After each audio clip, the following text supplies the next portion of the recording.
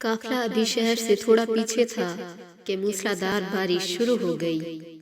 اونٹوں پر لدا ہوا سامان تجارت جو کہ کھجوروں اور اناج پر مشتمل تھا بھیگنے لگا۔ بارش سے محفوظ جگہ پر پہنچتے پہنچتے آدھا مال بھیگ چکا تھا۔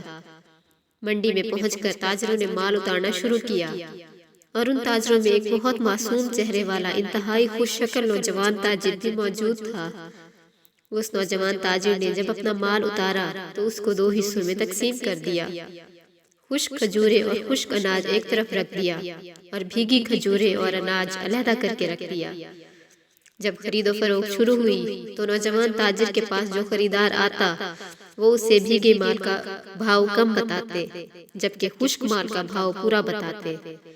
گاہک پوچھتا کہ ایک جیسے مال کا الگ الگ بھاؤ کیوں؟ تو وہ بتاتے کہ مال بھیگنے سے اس کا وزن زیادہ ہو گیا ہے، خشک ہونے کے بعد وزن کم ہو جائے گا۔ یہ بددیانتی ہے۔ لوگوں کے لیے یہ نئی بات تھی۔ تھوڑی ہی دیر میں پوری منڈی میں ان کی دیانتداری کا چرچا ہو گیا۔ لوگ جوک در جوک معصوم صورت والے تاجر کے گرد جمع ہونے لگے۔ ان کے اخلاق کے گرویدہ ہو گئے۔ وہ معصوم اور خوش شکل نوجوان ہمارے نبی کریم صلی اللہ علیہ وسلم تھے۔